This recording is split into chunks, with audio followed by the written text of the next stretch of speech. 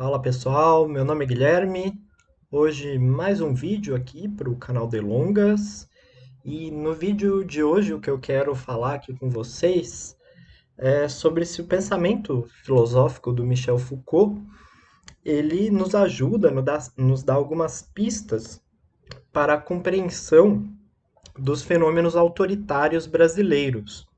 Não só o que nós vivemos atualmente, com o bolsonarismo, com essa participação do exército, de militares na política, mas também um autoritarismo que vem do passado, que permeou toda a história da nossa República Brasileira, né? Desde quando foi instaurada a República, já com um golpe militar, até o Estado Novo, passando pela ditadura militar, que se iniciou em 64.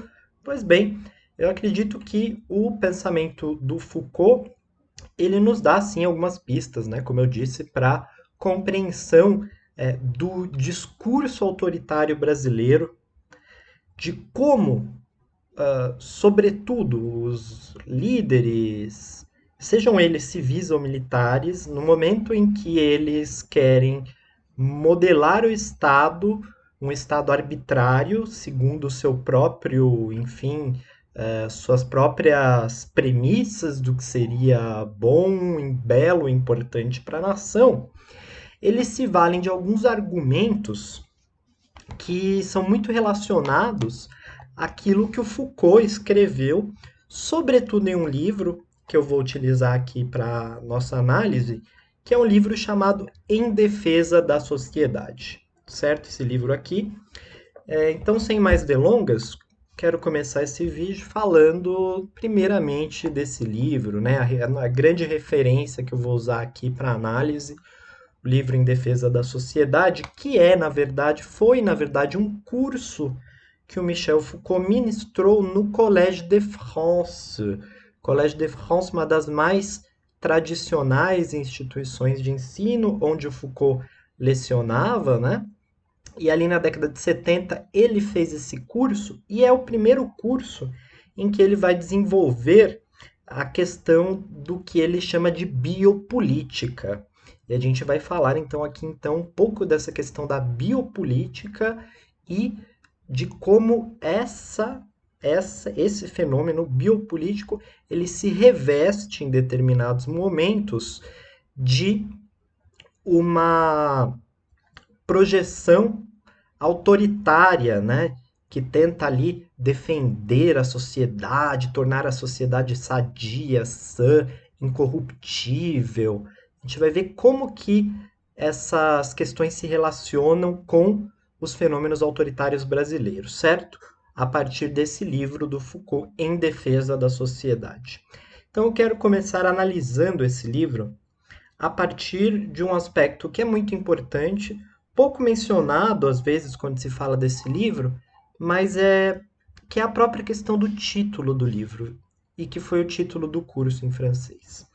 Vejam, apesar da sua tradução mais famosa no Brasil ser Em Defesa da Sociedade, essa edição que hoje circula, o livro ele possui um título muito interessante. O título dele ele vem entre aspas. Isso já é um problema, porque vejam, o título do livro original ele vem entre aspas. Então, o que, que o Foucault quis dizer com isso ao nomear, dar o nome do curso como entre aspas?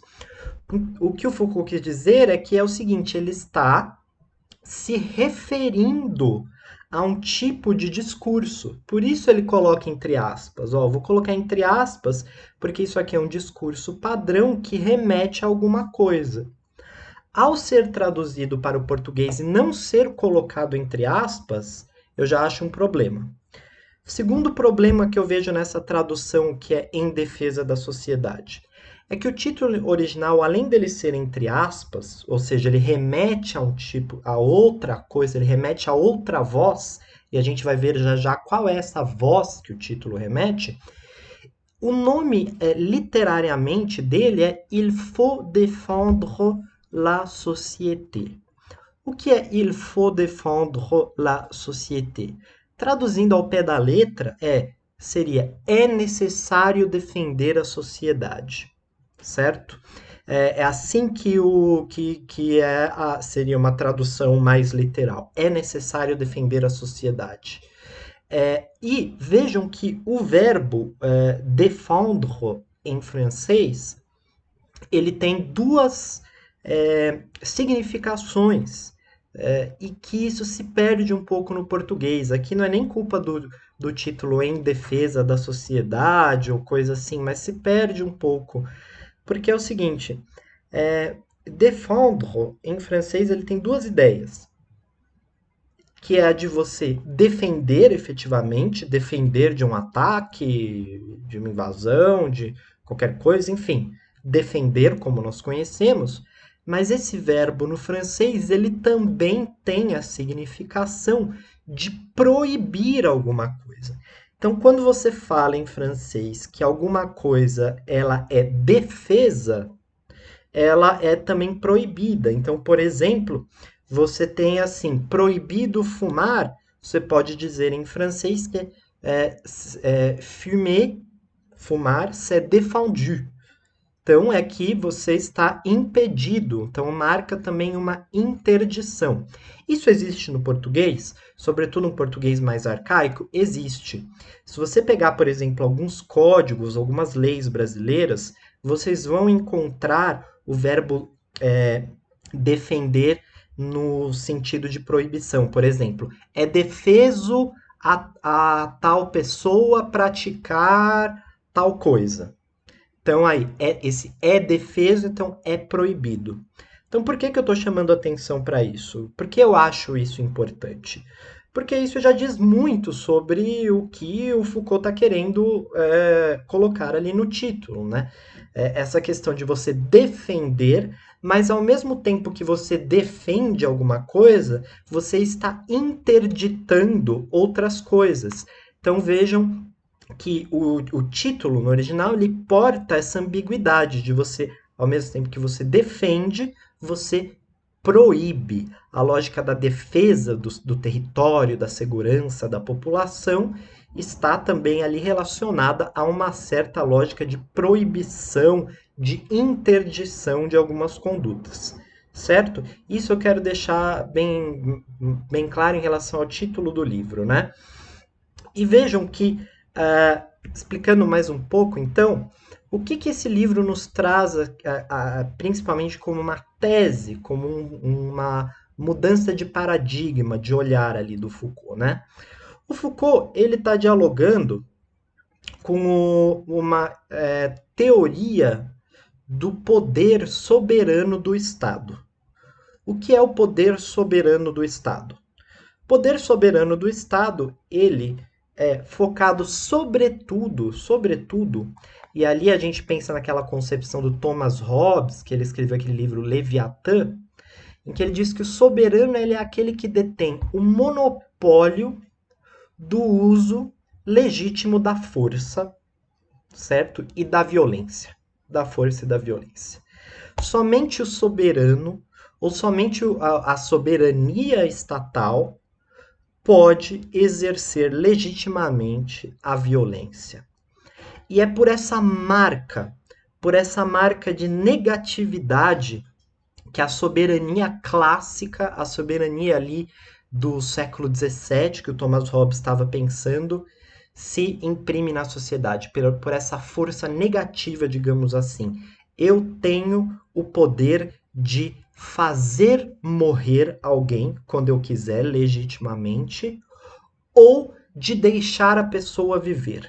Mas principalmente por isso, eu tenho essa capacidade de fazer morrer. O soberano é aquele que tem essa capacidade de exercer a violência. Ele pode, inclusive, governar de forma despótica por essa violência, por essa presença da violência, certo? Uma violência que se justifica por si mesma, pelo próprio poder soberano de exercício legítimo do Estado, de exercício legítimo da violência. Bom, o que o Foucault está dizendo é que os Estados contemporâneos, e aqui eu pego do século XIX para cá, eles justificam a sua lógica de soberania por uma inversão de valor. Uma inversão que quer dizer o seguinte: O poder soberano do Estado, ele não se caracteriza simplesmente por pelo emprego da violência, por ter um domínio, por subjugar simplesmente a sua população a uma tirania, a um despotismo.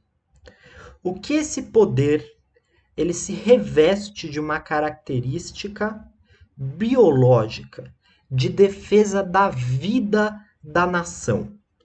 Então é um poder que quer agora não apenas governar pelo uso legítimo da força, mas impor um modo de vida que otimize a nação, para que a nação produza melhor, para que a sua população seja mais sadia, para que essa população viva em segurança, certo? Para que essa população ela seja, inclusive, biologicamente mais eficaz que outras, como a gente viu no caso, por exemplo, do nazismo, que justificava a raça ariana como uma raça superior biologicamente. Então, o paradigma muda de um paradigma de você fazer morrer ou deixar viver, para um paradigma de você fazer viver, você tomar as rédeas biológicas ali da nação para fazer essa nação viver e prosperar, certo? E isso muda a chavinha do discurso também, porque agora o que a gente começa a perceber, sobretudo em discursos autoritários, é um discurso que se molda a partir dessa lógica não apenas do despotismo pura e simplesmente, que vai lá e mata, mas também de um despotismo, mas de um despotismo que se justifica pela necessidade de proteção ali dos cidadãos, de garantir a paz, a segurança, a prosperidade daquela nação, manter aquela nação ordeira, disciplinada, né? Então vejam que o paradigma da soberania, a partir desse viés biopolítico que se instaurou, segundo Foucault, século XVIII, mas principalmente séculos XIX e XX, é esse paradigma de você querer fazer viver ou deixar morrer. Ou seja, e quem então, a gente deve se perguntar, quem pode ser deixado para morrer? A isso, eu passando aqui, eu quero dizer o seguinte, que como que um Estado que busca fazer viver, que busca proteger a nação, como ele pode operar de forma violenta e autoritária? Porque, afinal de contas, o tema do nosso vídeo aqui é sobre o autoritarismo brasileiro. Eu explico para vocês. E aqui, ecoando o título do livro, é necessário defender a sociedade. É necessário defender a sociedade entre aspas. Por quê? Por que o Foucault coloca entre aspas? Porque justamente esse é um discurso de líderes políticos, de grandes autoridades, militares, mesmo civis, né? De que você precisa defender a nação, defender o território. Então você defende aqui, como eu deixei aqui, a nação, defende os valores morais daquela nação, os valores religiosos, defende a liberdade da nação, a defesa, enfim, de toda a população contra inimigos, contra organizações criminosas, contra o tráfico de drogas, contra as drogas, enfim, você defende a nação. Só que aí sempre quando se pensa o seguinte,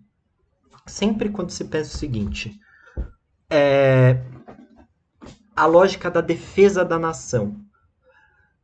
A isso deve-se perguntar: defesa em relação a quem? Você está defendendo a população de quem? Você está defendendo a liberdade para quem? Né? Você defende os valores de quem? Né? E quem é o inimigo do qual essa nação deve se defender? Certo? Quando você diz, por exemplo, Brasil acima de tudo, Brasil está acima de quem? Brasil acima de tudo, povo brasileiro aqui acima de tudo. Acima de quem? E é aqui que começa o problema, porque é a partir de uma lógica que aparentemente é uma lógica de é, manutenção da vida, de defesa da vida, você causa a morte. Uma morte justificada pela ideia de defesa.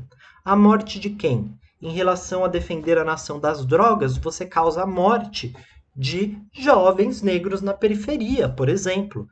Em relação a justificar a defesa dos valores dessa nação, você exclui aquelas pessoas, como o Bolsonaro já chegou até a dizer, você exclui aquelas pessoas que não são ali, é, que não pertencem a uma determinada moralidade, aquela moralidade heterossexual, cristã, você exclui de alguns ambientes de cidadania.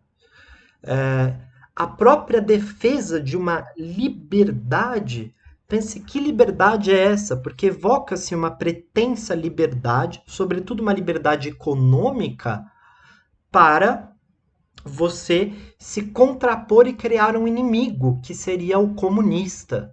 Então veja que sempre que você fala que você está defendendo a nação, cria-se um antagonismo em relação a outras pessoas, que são os inimigos dos quais você tem que se defender, né?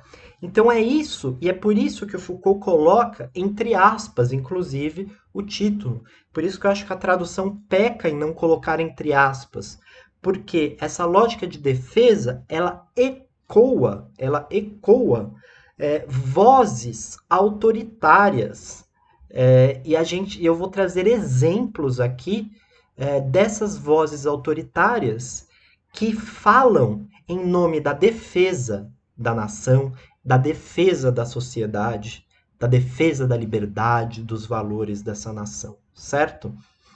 E é uma defesa que vem ambiguamente também, né, pelo termo defender, proibir, que acaba proibindo outros tipos de manifestações, outros valores, né, outras formas de pensar a sociedade.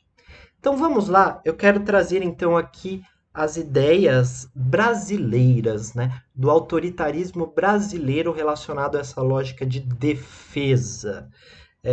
Eu trouxe aqui, bom, os golpes brasileiros, né? Brasil, a história da República Brasileira, ela é marcada por golpes.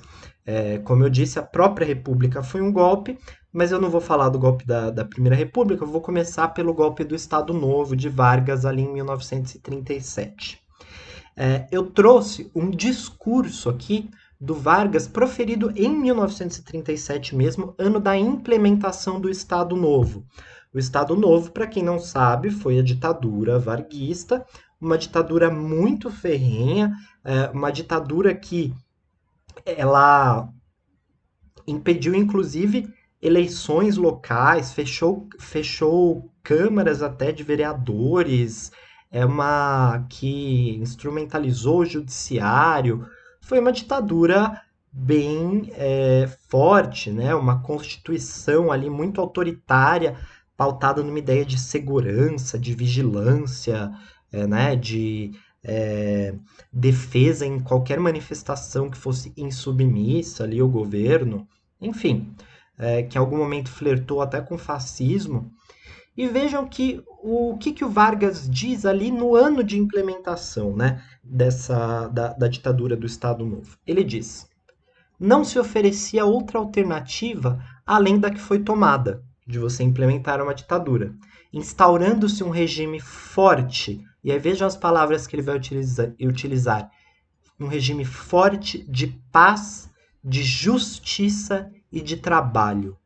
Quando os meios de governo não correspondem mais às condições de existência de um povo, ou seja, vejam a lógica aqui de defesa do povo, defesa da sociedade, não há outra solução senão mudá-los, estabelecendo outros moldes de ação. Quais moldes de ação? Os moldes autoritários que foram implementados durante o Estado Novo. Perseguição política, fechamento de congresso, enfim, o presidente escolhia os governadores, escolhia prefeitos, era um poder assim, muito autoritário, muito concentrado. Mas, vejam, mesmo com esse poder autoritário, concentrado, violento, nós temos aqui o qual? Qual discurso que está por trás dele? É um discurso de terror? De nós vamos implementar o terror aqui, a ordem pelo terror? Não. É um discurso de defesa da existência do povo. É a ideia de você fazer viver essa sociedade, né? É claro que para fazer viver, há, como eu disse, a lógica de você escolher um inimigo, né? Esse inimigo do qual você deve ali lutar, né? Você deve se empenhar para varrê-lo da sociedade, né? Qualquer forma de insubmissão. Isso não só com o Vargas, não só com o Vargas ali em 37 no Estado Novo.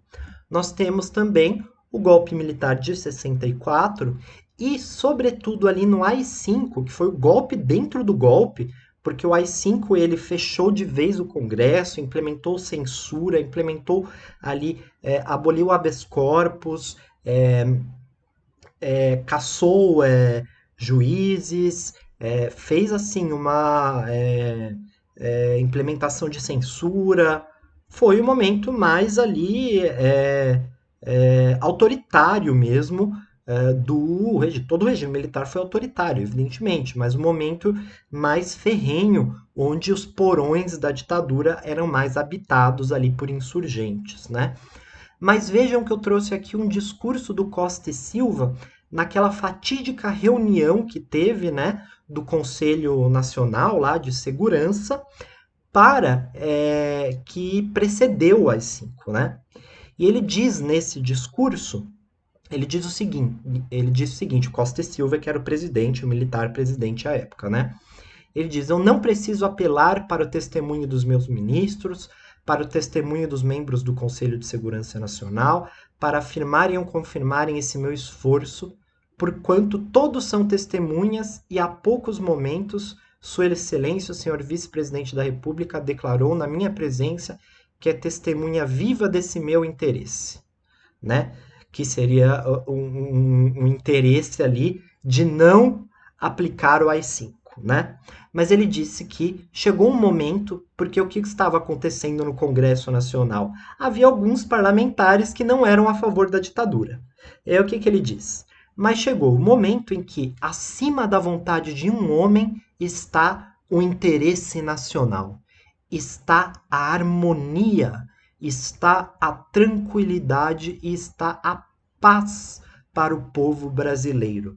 O que vocês veem aqui? A ideia novamente de defesa da sociedade. Novamente, é um discurso que precedeu a implementação de um mecanismo ultra-autoritário e violento, mas que por trás dele ele tinha toda essa roupagem de você defender os valores, a harmonia, a paz social. Ou seja, é necessário defender a sociedade.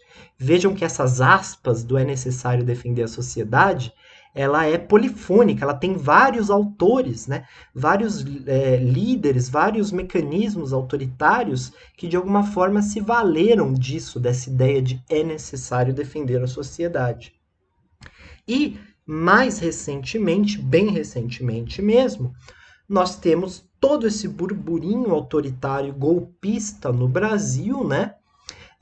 E que não é diferente, não é diferente desses outros discursos autoritários que foram utilizados no Estado Novo e na ditadura militar e na época do AI-5. Vejam vocês que algumas pessoas dizem que o Bolsonaro ele é uma espécie de idiosincrasia na República. O que é uma idiosincrasia?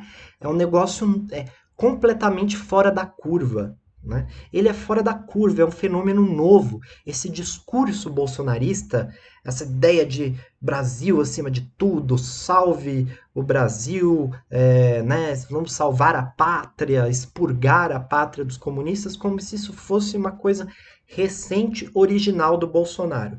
Gente, quem diz isso efetivamente não conhece a história da nossa república.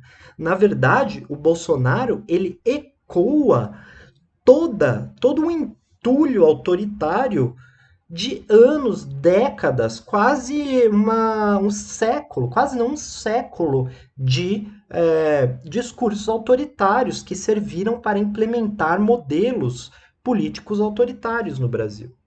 A tal ponto que, em uma nota recente da Associação AME Brasil, talvez vocês tenham tomado conhecimento disso, é uma associação de militares estaduais, uma associação de PMs, Associação Nacional de PMs, né? Eles soltaram uma nota referindo-se ao fato de que eles estão com o Bolsonaro, né? Eles falam, eles estão com o exército, estão com o Bolsonaro, inclusive em casos de ruptura institucional, ou seja, de golpe, né? Mas vejam como que eles modalizam esse discurso deles. Vejam isso, eu vou ler para vocês. Eles dizem, essa associação de policiais militares, nosso laço institucional na defesa da pátria com a Força Terrestre Brasileira, Exército, é indissolúvel e não está sujeita a referendo de nenhum governador. Ou seja, eles não obedecem ao governador, eles obedecem a quem? Não obedecem ao governador, não obedecem a partido político ou qualquer outra ideologia que não seja a proteção da pátria. Ah, de novo, segurando aqui, a defesa da sociedade, né? Essa ideologia que eles seguem, a proteção da pátria, da segurança e da soberania. Somos regidos pelo império da lei, da vida e da preservação do patrimônio dos nossos cidadãos, sempre mirando a proteção dos valores, costumes e objetivos nacionais permanentes que edificaram a nação brasileira como um país livre e democrático.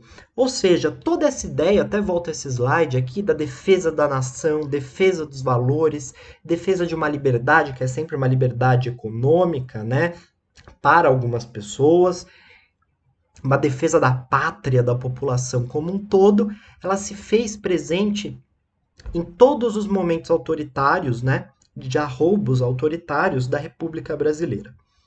E nós sempre temos que pensar que esse discurso, ele sempre vem então relacionado com essa ideia de proteção, segurança, ou seja, de fazer viver. Mas essa ideia, ela sempre gera antagonismos, né? E esses antagonismos são aquelas figuras levantadas como antagonistas, os partidos de esquerda, as pessoas que se associam, por exemplo, a sindicatos, a grupos de classe. Sempre há um inimigo que vai defender a harmonia, a ordem da nação, e esse fazer viver, ele não vale para essas pessoas. Para essas pessoas, o que vale é o deixar morrer, né? O deixar morrer. O fazer viver, ele é um fazer viver de um tipo específico de valor, de um tipo específico de pátria, de população, mas esse discurso da proteção da pátria, dessa forma genérica, ele é o que mobiliza os arroubos autoritários recentes e passados da história brasileira, né? Ele não é um arroubo por si só do terror, ele é um arroubo de uma proteção, um arroubo que está ali, como eu disse, com essa roupagem de ideia de uma proteção nacional e de defesa da sociedade. É por isso que eu considero, então, que esse livro do Michel Foucault, Em Defesa da Sociedade, ele nos ajuda, nos auxilia a pensar sobre essa questão do autoritarismo brasileiro, passado e recente, e que nós precisamos sempre ficar atentos a esse tipo de discurso, que são os discursos golpistas que nos circundam a todo momento. Certo, pessoal? Peço que, caso vocês tenham gostado do vídeo, se puderem deixar um like, se inscrever no canal, eu agradeço e nos vemos no próximo vídeo aqui no canal Delongas.